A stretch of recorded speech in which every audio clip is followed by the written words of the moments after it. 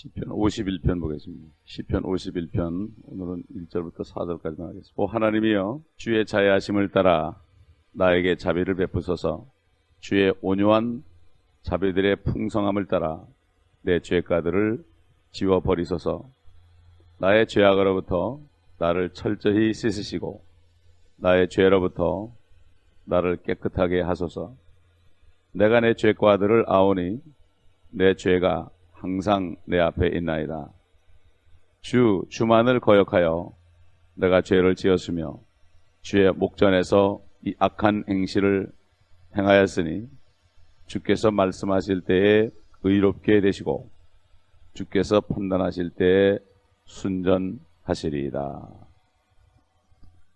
이 시편은 우리가 잘 아는 대로 다윗이 밧세바와 동침했을 때 하나님께서 나단 선지자를 보내서 비유적으로 참 양 한 마리 가진 사람이 있고 양을 많이 가진 사람이 있는데 그 양을 많이 가진 부자가 한 마리 가진 그 양을 임자로부터 뺏었다고 그럴 때 다윗이 화를 벌컥 내면서 그런 사람을 마땅히 죽여야 된다고 그럴 때 바로 당신이 그 사람이다.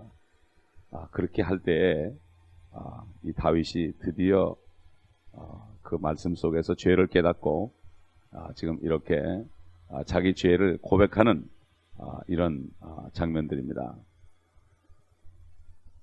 여기 다윗은 자비를 베풀어 달라고 그랬습니다. 하나님이여 자비를 베풀어 달라. 하나님의 자비가 그냥 자동적으로 오는 것이라면 자비를 베풀어 달라고 기도할 필요가 없습니다. 우리는 항상 하나님의 자비하심을 구해야 됩니다. 구하라 그랬습니다. 자비하심을 구해야 된다. 가만히 있어야 되는 게 아니고 그래서 기도해야 되는 거죠. 그래서 주의 온유한 자비들의 풍성함을 따라 내 죄가들을 지어버리소서.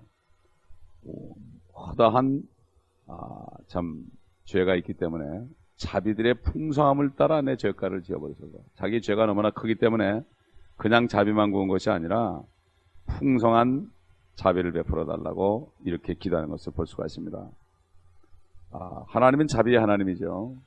결국 내 것은 아무것도 죄를 짓게 되면은 내가 아무리 좋은 가문이나 아무리 내가 옛날에 잘했거나 또 옛날에 참 하나님의 말씀에 순종해서 아무리 일을 많이 했을지라도 결국은 죄를 짓게 되면은 하나님의 자비를 구하지 않을 수 없다는 거죠. 그래서 여기 다윗은 여기 보면은 자기의 죄를 세 가지로 얘기했습니다. 첫째 2절에 나의 죄악으로부터 나를 철저히 쓰시고, 두 번째 나의 죄로부터 나를 깨끗하게 하소서. 그리고 3절에 보면은 내가 내 죄과들을 아오니 내 죄가 항상 내 앞에 있나이다. 이 세 가지 지난번에도 우리가 상관적이 있지만은 또 여기 나오는데 죄가, 영어로 transgression입니다. 죄가 이거는 한마디로 얘기해서 하나님의 말씀을 반역하는 겁니다. 그래서 우리가 지난번 시편 50편 17절에 보게 되면은 이 참 하나님께서 이렇게 책망하죠. 네가 교훈을 싫어하고 내 말을 내 뒤에 던지는도다. 하나님의 말씀이 선포돼도 그 말씀을 딱 받아가지고 내가 그 말씀 앞에서 내가 꿇어엎드려서 회개하지 않고 그 말씀을 뒤로 던져버린다. 대부분 사람들이 다 요즘 그럽니다. 말씀을 들어도 이거를 내가 듣고서 회개하지 않고 그냥 없애버린단 말이에요. 이거는 내 얘기가 아니지. 등 뒤로 돌려버린다. 이게 소위 반역이거든요. 이게 반역이다. 옛날 사울이 참 사무엘 선지자를 통해서 하신 말씀, 아말렉을 완전히 멸하라 그럴 때 그 말을, 그 하나님의 말씀을 뒤로 던져버렸죠. 그렇기 때문에 반역은 바로 마법하는 것 같다. 하나님의 말씀을 소홀히 여기고 들어도 그냥 잊어버리고 이 말씀을 마음에 간직하지 않고 그냥 마음대로 범하는 거, 이게 바로 죄과다. 하나님의 말씀, 교훈을 싫어하는 것이다. 하나님의 말씀을 듣기를 싫어하는 것이다. 이게 바로 죄과입니다. 죄과. 그 다음에 죄악이란 말이 악입니다. 이것은 inequity, 영어로 inequity로 되어 있는데 죄악이란 말은 결국은 이 죄과가 있게 되면은 삐뚤어지게 된다. 그래가지고 악하게 된다. 하나님의 말씀을 싫어하고 하나님의 말씀을 뒤로 던져버리고 무감각해지면은 그 다음부터는 나오는 것이 속에 악한 말이 나온다. 그래서 시편 50편 전편의 19절에 보면은 내 입을 악에게 주고 내 혀는 속임수를 말한도다. 하나님의 말씀을 싫어하고 던져버리게 되면은 죄가를 범하게 되면은 그 다음부터는 악한 말이 줄줄줄줄 나온다. 그래도 양심의 가책을 받지 않는다. 속인다, 거짓말한다, 이런 얘기죠. 그 다음에 마지막으로 세 번째, 나의 죄로부터 나를 깨끗하게 하소서. 죄라는 것은 단수로 되어 있죠. 죄. 결국은 이렇게 되게 되면은 결국은 이 시편 50편 18절에 있는 것처럼 네가 도둑을 보면 그와 동조하고 가늠하는 자들과 한패가 된다. 결국 말씀을, 교훈을 싫어하고 던져버리고 그 다음에 악하게 되면은 그 다음부터는 몸으로 행동이 나온다. 몸으로 죄를 짓게 된다. 이렇게 정확하게 참 이 다윗은 고백하는 겁니다. 고백하는 거예요. 그렇기 때문에 결국 다윗은 항상 여기 고백이 내 죄가 항상 내 앞에 있다. 항상 내 앞에 있다. 신약시대에는 예수 그리스도를 영접하는 순간에 죄가 용서받기 때문에 마음에 평안이 오고 죄의식이 싹 없어집니다. 그러나 구약시대에 동물들을 잡아가지고 피를 흘리는 것은 양심을 깨끗하게 할 수가 없다. 육체만 정결하게 한다 그랬습니다. 히브리서 10장 2절에 보면 육체로만 정결하게 한다. 양심을 정결케 하지 못한다. 그렇기 때문에 참 이 구약시대에는 죄를 짓게 되면 평생 그 죄 때문에 죄의 대가를 받으며 고통 속에 살았습니다. 다윗은 이 죄를 지은 다음부터 눈물이 자기 침상을 적셨다. 이만큼 죄의 무서움. 참 육신은 잠깐 하나님의 진노로부터 피할지 몰라도 계속해서 그 죄 때문에 고통을 받았다. 신약시대에는 주님을 영접할 때 모든 죄가 용서받죠. 그러나 그 다음에 죄를 질 때 그 죄를 자백하고 판단하고 정말 그리스도 예수의 피로 씻김받지 않으면, 빛 가운데 거하지 않으면 주님과 교제가 끊어지죠. 그렇기 때문에 마음이 편하지 못하고 항상 불안하고 그런 거죠. 그래서 사도 바울은 여기에 대해서 참 사도행전 23장 1절에 이렇게 증거했죠. 나는 이날까지 하나님 앞에 온전히 선한 양심으로 살아왔노라. 뿐만 아니라 로마서 9장 1절에는 내가 그리스도 안에서 진실을 말하고 거짓말을 하지 아니하노니 나의 양심도 성령 안에서 나에게 증거하는 것은 그랬습니다. 구약시대에는 그리스도의 피가 흘려지기 전이기 때문에 참 이 죄의식을 떨쳐버리기 힘들었지만 신약시대에는 믿기만 하면은 모든 죄를 용서받고 평강이 오는데 그 다음부터 짓는 죄를 내가 깨닫고 회개하지 않기 때문에 결국은 계속해서 평강을 유지하지 못하죠. 양심이 선한 양심이 안 되죠. 결국 문제는 어디서 나오는가 하면은 하나님의 말씀, 교훈을 싫어하는 거, 하나님 말씀을 보고 듣기를 싫어하는 이것이 바로 죄과다. 여기서 문제가 생기는 거예요. 여기서 문제가 생기는 거예요. 근데 대개 어느 때 생기느냐? 육신이 편해지고 먹을 것 입을 것 풍성하고 좋은 집에 살고 좋은 차 타고 이렇게 해서 참 세이빙 어카운트에 돈이 수십만 불 수백만 불 있고 이렇게 있고 여유가 있으면 이제는 누리자 하는 마음이 들죠. 다윗도 사실은 모든 어려움이 다 지나고 참 편안하게 있고 부하들은 전부 전쟁터에 내버리고 자기는 궁에서 할 일이 없어가지고 왔다 갔다 빈둥빈둥 거리다가 결국 죄를 짓게 된 거죠. 그렇기 때문에 요즘도 대부분 크리스찬들이 어려울 때는 주님 앞에 매달리다가 육신이 좀 편하게 되면은 교훈을 싫어하죠. 뭐가 생기면은 이 교회에서 주시는 하나님 말씀 책망도 싫어하고 여기 아니면 교회 아니냐 그리고 나가게 되고 이런 걸 많이 보게 됩니다. 이 다윗은 여기서 기도하는 그런 내용이 어떤 형벌로부터 구해달라고 기도하는 것이 아니라 그 죄들 때문에 자신이 더럽혀졌기 때문에 이것을 좀 깨끗하게 해달라고 지금 기도하고 있는 거죠. 깨끗하게 좀 해달라. 이 죄의식 때문에 못 견디는 겁니다. 참 그렇기 때문에 이 다윗의 기도의 그 목적이 바로 좀 깨끗하게 하더라. 그러나 우리는 지금 너희가 죄를 자백하면 그는 미쁘시고 의로우사 우리 모든 죄를 다 용서하시고 불의로부터 깨끗하게 한다. 얼마나 좋은 축복이냐 이거죠. 예수 그리스도의 피를 흘렸으니까. 그러니까 오늘날 정말 죄를 자백하지 않고 회개하지 않고 씻김 받지 않는 사람들은 어찌할 도리가 없는 거예요. 예수 그리스도가 하나님이 피를 흘렸는데 그 피를 청구하지 않는다는 것은 결국은 문제는 죄가가 있기 때문이다. 하나님의 말씀을 반역하기 때문에 그것 때문에 악하게 되고 그것 때문에 죄를 짓다 보니까 이제는 양심이 흐려져서 결국은 평강의 삶을 살지 못하게 되고 교회하고 거리를 자꾸 두게 되고 모이기를 힘쓰지 않게 되고 이렇게 되는 거죠. 모세도 참 율법을 받았던 모세도 시편 90편에 90편 8절에 보게 되면은 이렇게 고백했습니다. 주께서 우리의 죄악들을 주 앞에 놓으시며 우리의 은밀한 죄를 주의 얼굴빛 가운데 두셨으니 참 고통스럽게 이 율법 시대에 이 죄 때문에 받는 고통에 대해서 이렇게 고백한 것을 볼 수가 있습니다. 4절에 보게 되면은 결국 다윗이 고백하는 것은 주만을 거역하여 내가 죄를 지었으며 주의 목전에서 이 악한 행실을 행하였으니 주께서 말씀하실 때에 의롭게 되시고 주께서 판단하실 때에 순전하시리이다. 결국은 주님을 거역하는 것이다. 주님을 거역하는 것이다. 참 다윗은 이 죄를 짓기 전까지는 참 의로운 자처럼 행했습니다. 결국은 자신이 뭘 깨달았습니까? 자기가 불완전한 인간이라는 걸 깨달았죠. 내가 불완전하니까 완전하신 분을 내가 거역한 것입니다. 내 자신이 불완전하다는 것은 완전하신 하나님은 이미 거역한 거다. 그러니까 우리 죄인이라는 얘기죠.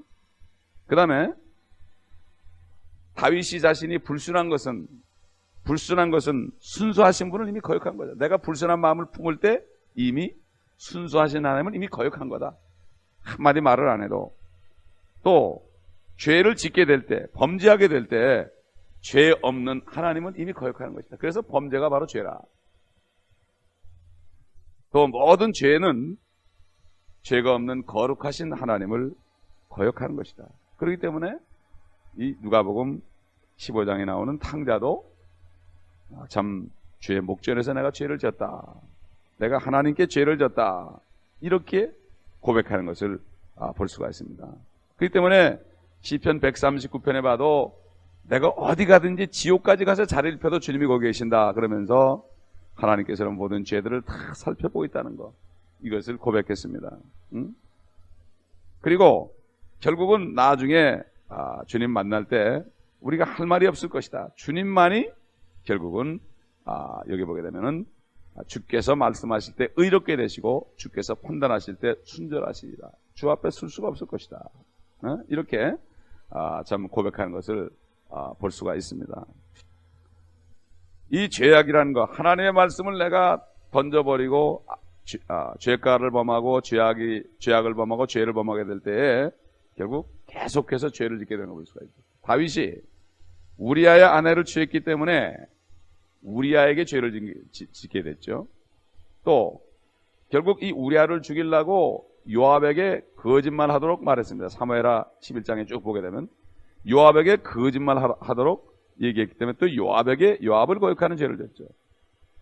또 우리아를 죽임으로써 그 아내 밧세바를 거역하고 짓는 죄를 졌죠.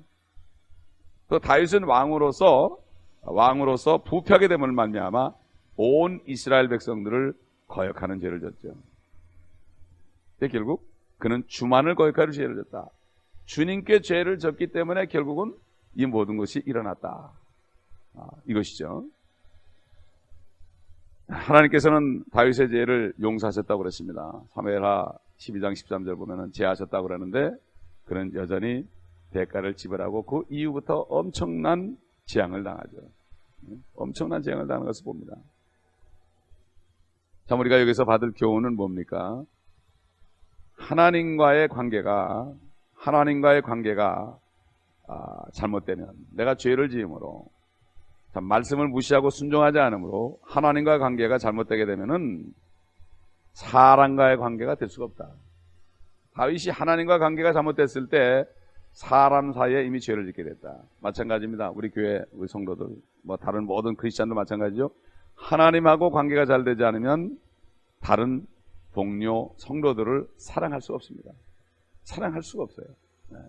그렇기 때문에 참 이 공산주의자 중에 칼 막스나 레닌 같은 사람은 성경을 이용해서 모든 것을 참 나눠 쓰게 되면 공동 소유하게 되면은 참 좋지 않겠느냐. 그럼 똑같이 가지고 있으니까 불평할 것도 없고 좋지 않겠냐. 그래서 공산주의를 만들었는데 그들이 잘못한 것은 하나님과의 관계가 없으면 이웃을 사랑할 수 없다는 것이다. 이걸 모르는 거죠. 그렇기 때문에 반쪽만 있었기 때문에 결국은 실패하고 공산주의가 다 무너진 것을 우리가 역사적으로 볼 수가 있습니다. 그래서 이 4절 후반절을 보게 되면은 결국 주께서 판단하실 때 주님이 순전하시리이다. 사도 바울은 로마서 3장 4절에 이렇게 고백했습니다. 실로 하나님은 참되시나 사람은 모두 거짓말쟁이라 기록된 바 이는 주께서 주의 말씀에 의롭다 함을 얻으시고 판단받으실 때에 이기려 하심이라고 한과 같으니라. 우리가 그리스도의 심판석에 있을 때에 주님의 말씀을 갖다 놓고 우리를 심판할 것입니다. 말씀을 갖다 놓고. 저 백보자 심판석에서는 자기 행위를 갖다 놓고 하지만 우리는 말씀을 가지고 할 것입니다. 그래서 그 말씀 앞에 벌거벗게 우리가 드러나고 그리고 말씀 하나하나 가지고 우리를 판단하실 것입니다.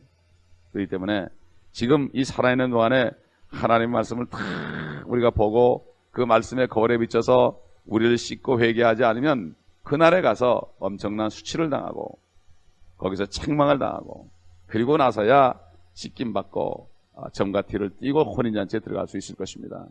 그렇기 때문에 사도 바울은 그리스도의 날에 내가 자랑할 것이 있어야 되겠다. 그리스도의 날에 결국 그리스도를 만날 때 그 심판석에서 책망받지 않고 자랑할 것이 있게 하려 합니다. 이런 고백을 여러 번 한 것을 우리가 볼 수가 있습니다. 이 마지막 때에 정말 이제는 배교한 시대, 하나님의 말씀을 등으로 던져버리고 배교하고 이제는 조만간 적그리스도가 나타날 때 우리가 살고 있습니다. 정신을 바짝 차리고 나 하나만이라도 정말 주님 앞에 바로 서서 나 하나만이라도 정말 주님만을 바라보는 이러한 신앙이 절실하게 필요한 때 우리가 살고 있습니다. 주위를 바라보게 되면 낙심하게 됩니다. 옆에 사람들을 바라보면 실망하게 됩니다. 그러나 주님만을 바라볼 때 우리는 절대 실망하지 않고 어떤 어려운 가운데서도 우리를 구해주시고 신실하신 하나님의 자비하심이 우리를 두를 것입니다. 기도하겠습니다. 아버지 하나님, 맞습니다. 하나님의 말씀을 뒤로 던질 때 악하게 되고 죄를 짓게 되는 것, 그렇게 될 때 사람들에게 악을 행하는 이러한 범죄로 이어지는 것 맞습니다. 아버지 하나님, 이 아침에도 저희가 참 주님 앞에 무릎 꿇을 때 성령께서 우리 심령에 비춰주시고 우리 마음에 아직 자백하지 못한 것들을 주님 앞에 자백하고 씻김 받아서 정말 평강한 가운데 성도들에서 중보하고 간구하고 감사하는 귀한 아침 되게 하여 주시옵소서. 그리스도의 심판석에 우리가 주님과 1대1로 쓰는 그날을 바라보며 사람 때문에 환경 때문에 낙심하지 않고 끝까지 주님만을 바라보며 주의를 넘치게 하는 저희가 될 수 있도록 도와주시옵소서. 뒤로 물러서면 주님이 기뻐하지 않는다고 그랬습니다. 성도들 가운데 뒤로 물러선 자들이 있습니까? 다시 정신을 차리고 일어나서 아버지 하나님이여 더 주님을 열심히 섬기며 그리스도의 날에 자랑할 것이 있는 성도들 되게 하여 주옵소서. 주님과의 바른 그러한 관계 속에서 성도들과 올바른 관계, 사랑의 관계를 맺는 저들 되게 하여 주옵소서. 안에서 성도들을 사랑하고 또 그럴 때 밖에 나가서 믿지 않는 사람들의 영혼을 사랑하여 복음을 전하는 저들 되게 하여 주옵소서. 우리 주 예수 그리스도의 이름으로